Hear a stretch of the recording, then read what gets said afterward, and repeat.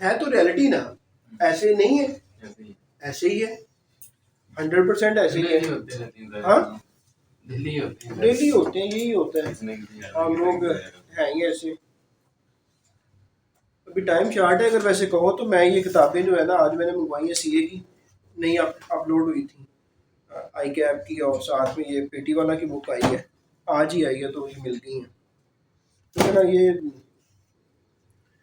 बात, अभी time short है।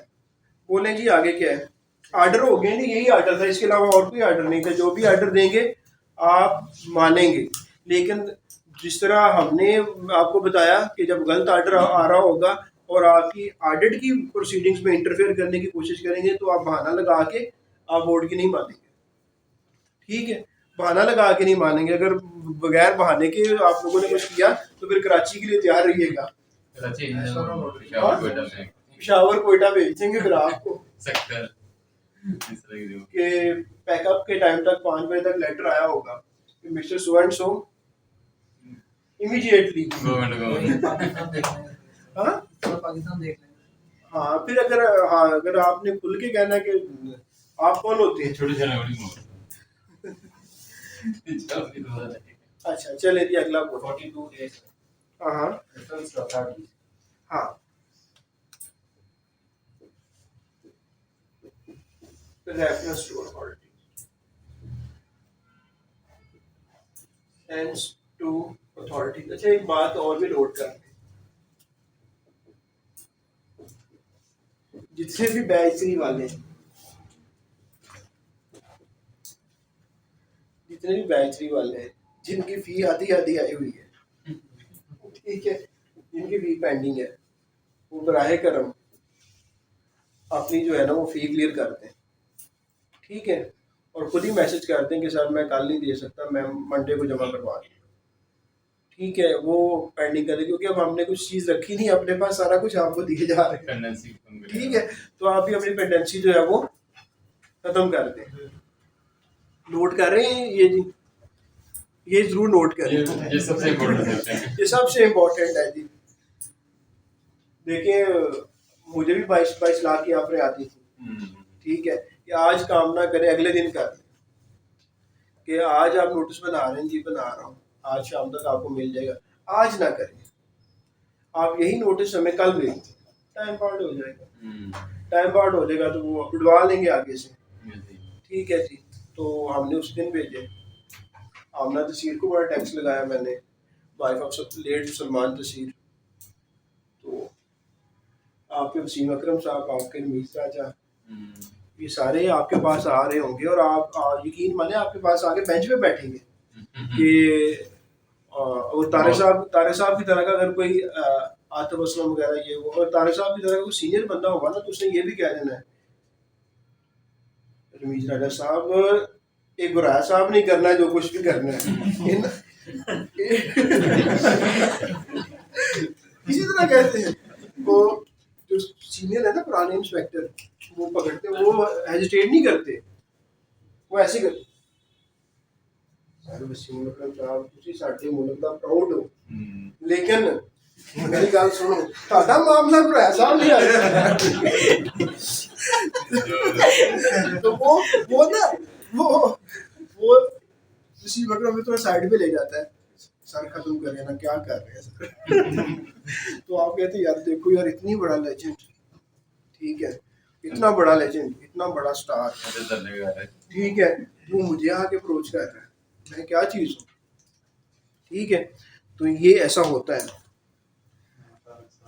हाँ हाँ तारिक साहब बड़ा कॉन्फिडेंस है, अब कभी ऐसा मामला हुआ आप आए ना एफबीआर में, लग पता जाएगा आपको, वो भी 100 वाली बात से पता चल गया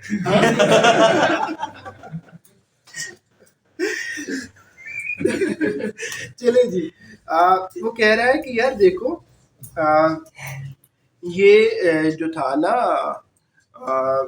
ये एक्साइज और सेल टैक्स, ये बेसिकली इनलैंड रेवेन्यू तो बात की बातें हैं ना, इससे पहले कस्टम्स हुआ करता था।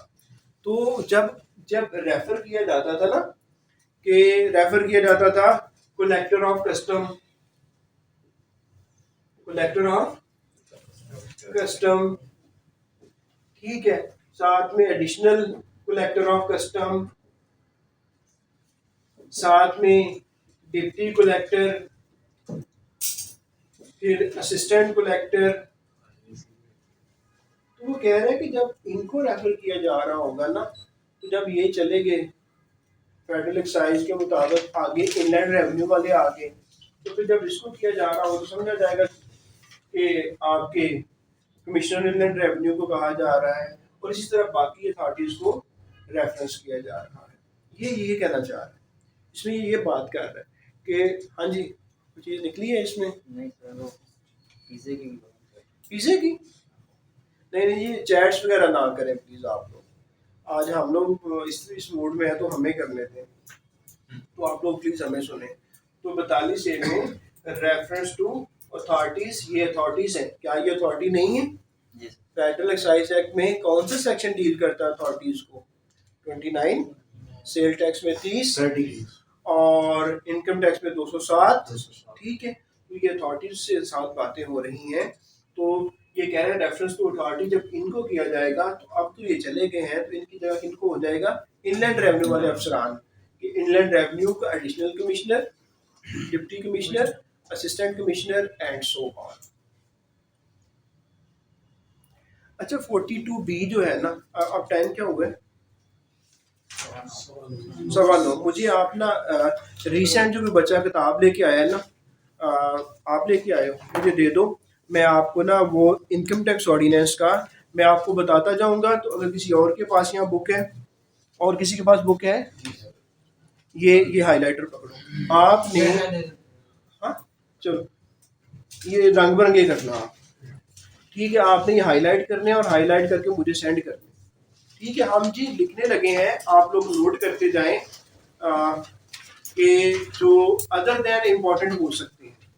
ये याद रखिएगा कि अगर जो मैं सेक्शन बोलने जा रहा हूँ, ये अगर टेस्ट नहीं होते पेपर में, इनमें से कुछ होते हैं, लेकिन ये 100% श्योर है कि इनमें से आपका इंटरव्यू जरूर हो जाएगा।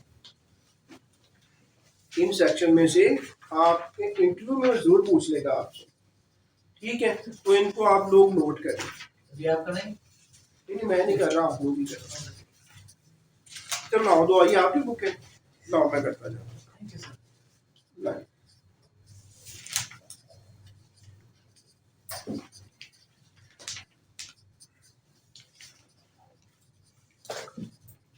4B करें जी, सुपर टैक्स जो रिहेबिलिटेशन के लिए। Section 4B, 4B, section 4B को कर लें।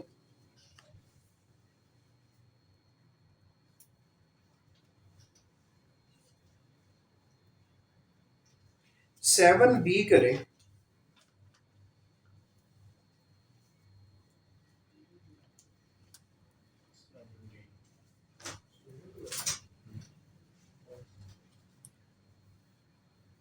ये इनकम टैक्स के हाँ जी, we are talking about important sections of income tax ordinance 2001। हाँ, हम बात कर रहे हैं जो मशहूर सेक्शन है। सिलेबस तो हमारे पास है, सिलेबस तो हमारे पास है। जो सिलेबस वाले अहम सेक्शंस हैं, उनके सब ने सारे के सारे टाइटल याद करने हैं। उनमें से कोई टाइटल आप लोगों ने मिस नहीं करना। लेकिन क्या होने लगा है,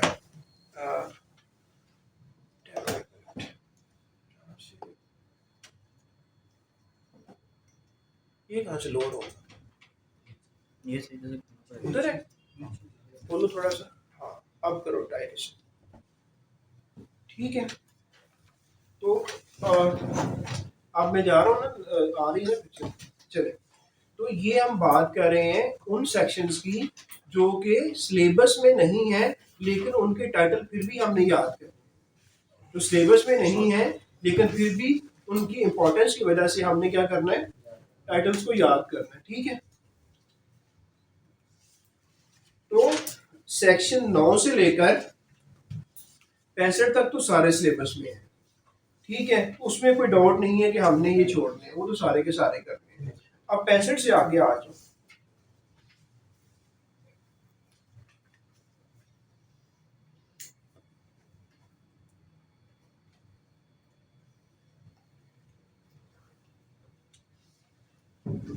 टैक्स ईयर कर लें 74, section 74, 74,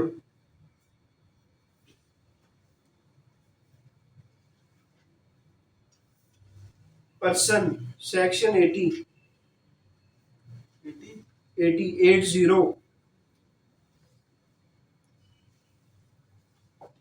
81, resident and non-resident person.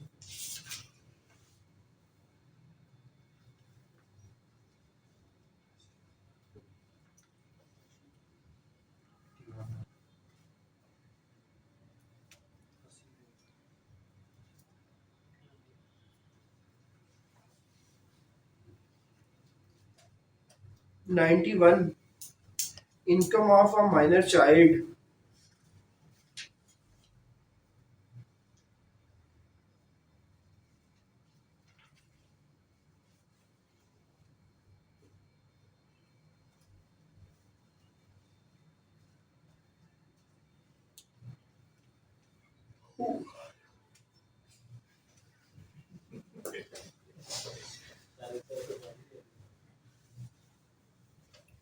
Hundred B A, 100 B A जिस तरह बी ए होता है, 100 बी ए,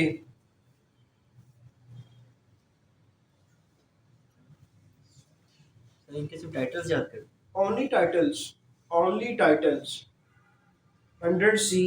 लेकिन जब आप इंटरव्यू में चले जाएं तो उस वक्त आपने इनको निकाल के पढ़ भी लेना। एमसीक्यू पेपर के लिए आपने सिर्फ टाइटल याद करने हैं, और जब आप इंशाल्लाह आप पेपर को क्लियर कर लेंगे उसके बाद आपने ये वाले सेक्शंस को निकाल के पढ़ना भी है कि इनके अंदर क्या है। 100 C, tax credit for charitable organisations. 100 D, special provision related to builders and developers.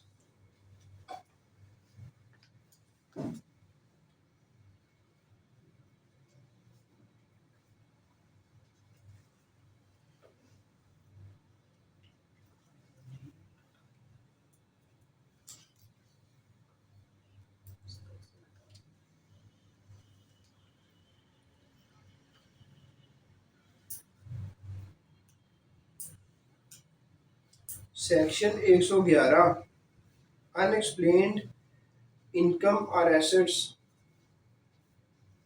Section 113, minimum tax on the income of certain person. Section 113 C, alternative corporate tax.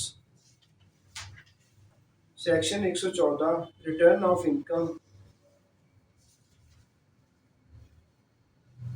Section 116, wealth statement. 115 को भी कर लें।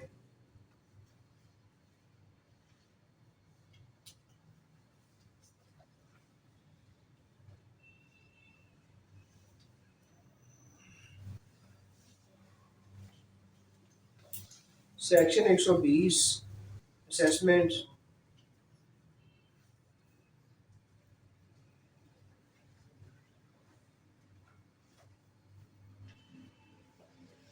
एक 122, amendment of assessment.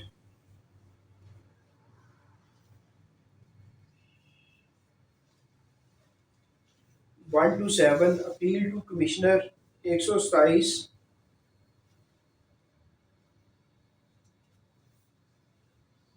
130, appellate tribunal.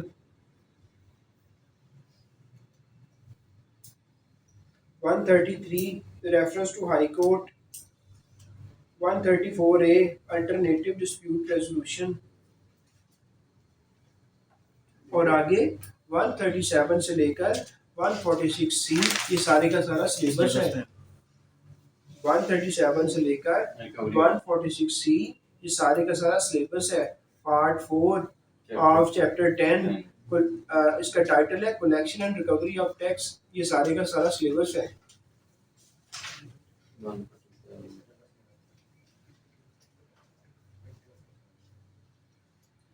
फिर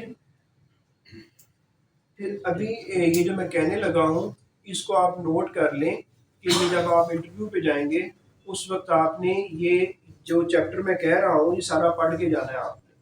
वो chapter है, वो chapter नहीं है, वो डिवीजन है, division 3, deduction of tax at source. इसको आप लोगों ने क्या करना है, जब इंटरव्यू के लिए ये इम्पोर्टेंट है।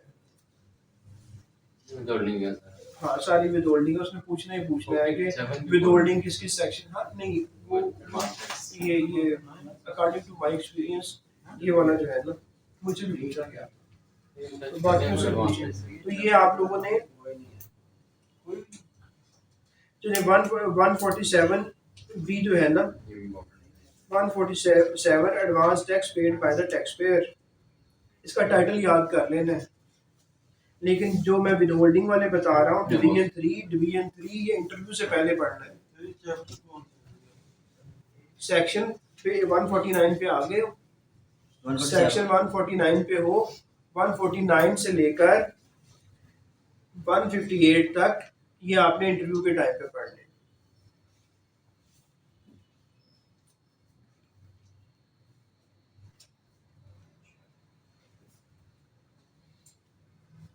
फिर इसको जो है ना, चल रहा है ना ये जी, ठीक है।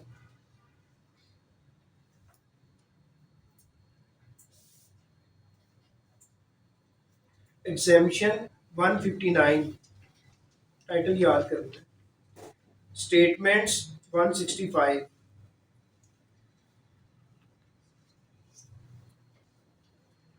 169 tax collected or deducted as a final tax. आगे 170 रिफंड्स, 172 रिप्रेजेंटेटिव, ये वही होते हैं जो हम लोग बन रहे होते हैं जाके, ऑथराइज रिप्रेजेंटेटिव, ठीक है।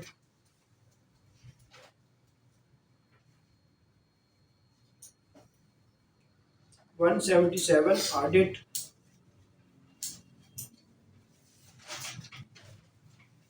181 tax payers registration, 181A active tax payer list,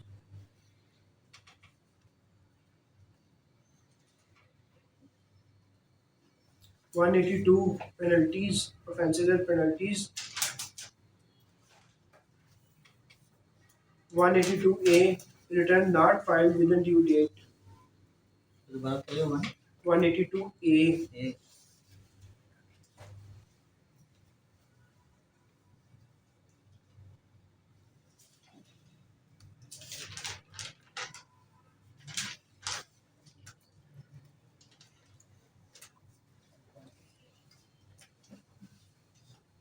203B power to arrest and prosecute, ये इस पे बहुत ज़्यादा झगड़ा हुआ था। शौकत साहब भी आप आगे कहते रहे थे कि अरेस्ट करने की इजाज़त नहीं देंगे इनकम टैक्स में। 203B,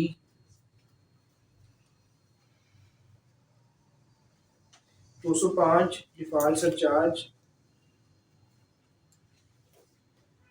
207 इनकम टैक्स अथॉरिटीज़,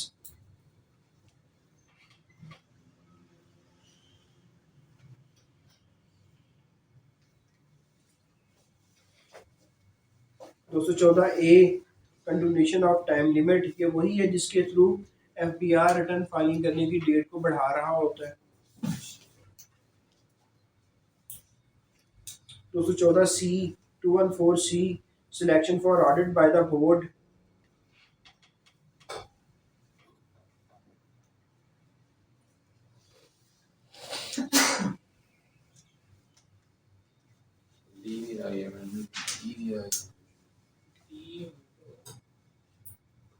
ये 221 रेक्टिफिकेशन और मिस्टेक्स,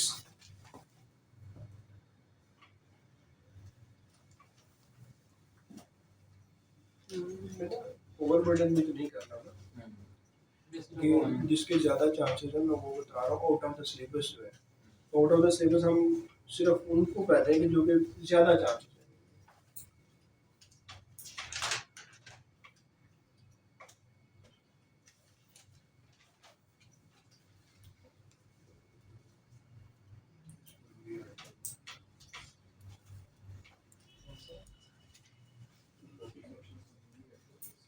तो जो डायरेक्ट रेट्स हैं वो 228 से स्टार्ट होती हैं और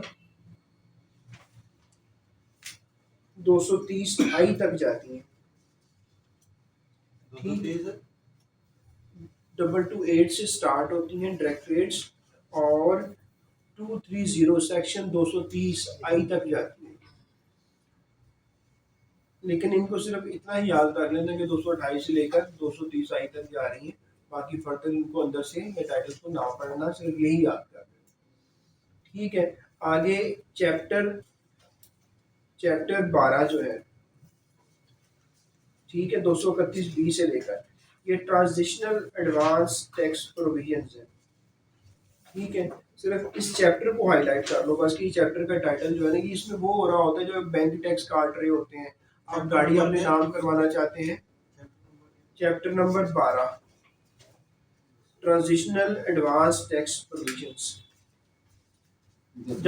जब आप जाएंगे ना उसके लिए इंटरव्यू के लिए तो उसके आगे लिख लो इंटरव्यू। 231 स्टार्ट। अब यहाँ पे जो इम्पोर्टेंट है, जिस तरह मैंने कहा था पावर टू मेक रूल्स, तो 237 उसको हाईलाइट कर लें।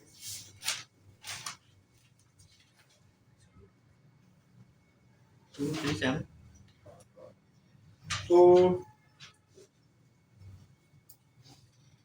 तो आज अगर हमने पहले अगर कोई गलती भी हुई है तो नोट कर लें कि सेक्शन जो है वो 242 हो चुके हैं। सेक्शंस कितने हो चुके हैं इनकम टैक्स ऑर्डिनेंस के? इनकम टैक्स ऑर्डिनेंस के सेक्शन कितने हो चुके हैं? 242। सही। तो डियर स्टूडेंट्स, ये जिसको हमने हाईलाइट किए हैं अदर देन सिलेबस है, ये क्या है? सिलेबस के अलावा। तो इन लोगों इनको आपने ज़रूर देखना है और इसको प्लीज़ आप ना मुझे मेरे साथ शेयर कर दीजिए। इसके अलावा भी जो सेक्शन हमारे सिलेबस के अंदर मैंशन किए गए हैं ना, मतलब ये है कि जैसे आपने हाईलाइट तो करवा दी असेसमेंट की, ब्रांडी की करवा दी है, मतलब ये है कि जब आप इंस्पेक्शन में आते हैं तो कहते हैं असेसमेंट पास हुआ अंडर सेक्शन 182 161 का रेफरेंस आ जाता है। वो भी नहीं, आप एफबीआर के एम्प्लॉय की तरह देख रहे हो, आप कैंडिडेट की देखो ना, कैंडिडेट के साथ तो कहीं हमने कोशिश की कम से कम वो वाले करें, ज़्यादा से ज़्यादा नहीं करें। ठीक है, और कम से कम वो वाले जिनका करना ज़रूरी है।